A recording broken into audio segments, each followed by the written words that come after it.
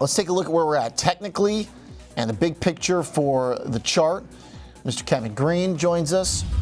KG, a little bit of that kind of Trump back and forth as we get ready for 2.0. That's kind of the name of the game, right? He certainly is not afraid to get the message out if he feels that it's not the right one. Yeah, no, definitely. I mean, if you are a trader, get that 2016, 2017 playbook out, because this is the type of reaction that we're going to see in the market. A lot of volatility because he goes through informal channels to be able to correct the narrative there. But we are still seeing green on the screen. I mean, it's a really nice start when you're looking at the S&P 500, Oliver. And we actually broke through a pretty critical area to the upside. That 59.65 area was actually very critical because that was the 61.8 retracement level from the recent highs that we had on that right shoulder when you're looking at that daily chart, which was sitting at around 60, 35 or so, down to those lows that we saw, the intraday lows that we saw on January 2nd. So you really want to reclaim that. Now, the next area of resistance is what we're testing right now. That 20 period moving average is going to be pretty key. If you actually look at it, the next couple of trading sessions, probably by the end of this week, if not next week, because of that holiday that we have on Thursday, or the market closure, if you will, we probably will see a formal cross between the 20 and 50-day SMA in a bearish cross, which is something you don't really want to see. But you want to be able to reclaim that 20 here today. 6,000 is going to be your positive gamma or your potential resistance level, not only when you're looking at open interest, but also when you're looking at volume for today as well. And then once again, you do not want to kind of retrace back to the 58.50.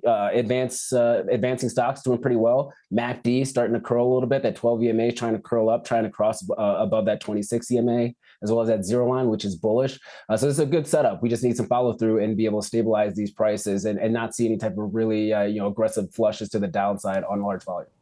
Advanced decline picking back up as we found support. That is one of the more interesting parts of that chart because the S&P price action doesn't look super impressive just yet. It kind of just looks like we stopped selling basically around 6 or 5,900, that kind of 58, 55 you've got as the support. But the advanced decline kind of looks like it's actually, there's some momentum building again a little bit. And it seems like we're trying to do that. This morning, the Russell tried to rip.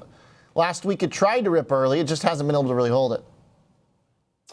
Yeah, I think the Russell is going to be a little bit of a different beast when you're trying to get some buyers to actually really step in, right? That's going to be the yield narrative, and you want to see yields kind of continuing to move to the downside in order for small caps to really catch a bid. And then also regional banks is going to be a big, contributor to the Russell's gains here. And we just haven't seen sticky flows to the upside when it comes to regionals yet.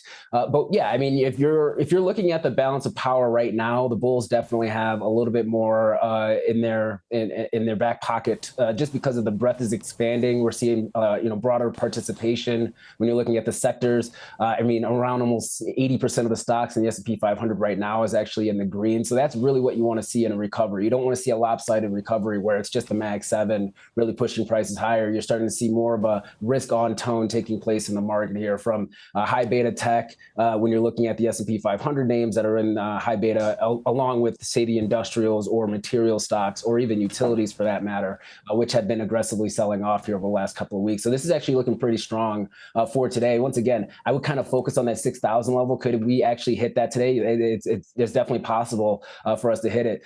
There will be a pretty decent wall there in order for us to try to break through. So I would suspect maybe a consolidation around that range, maybe come back, retesting 59.75 before trying to push higher here. And any flush below 59.75 on aggressive volume, you could see us trying to retest at 59.50, 59.40 range. Okay.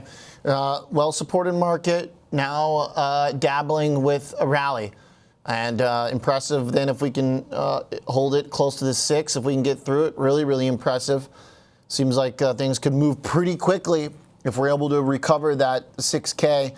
But to your point, step one, just holding that mid 5,800 level to prevent that head and shoulders from rolling over, from getting lopped off. Hey, macro point real quick on the dollar. You got a technical thought on the chart? Hit me.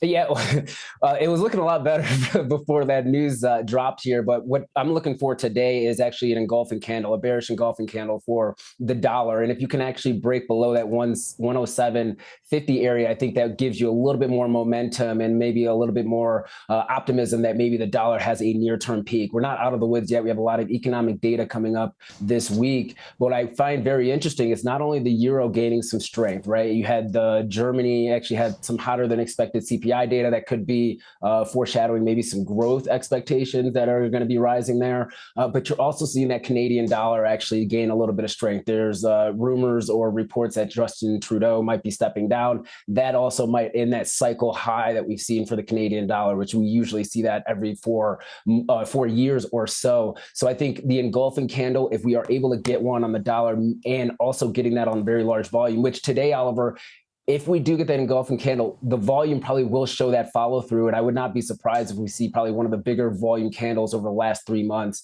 today on the dollar alone, if you can get that flush. That's really what you want to see. That could be your first indication that a reversal for the dollar could be taking place. Maybe not a massive one, but at least maybe a stabilization or a pullback of about 3 or 4 points. All right. Like that interesting candle on the dollar. Though it's a beast, doesn't go down without a fight, as we're learning here in the last 20 minutes. Thanks, KG. Love the perspective. Appreciate that very much. S&P's nearer to 6,000 now than 58, so finding good support. And dollar also, if it breaks down, should help. Good stuff, KG.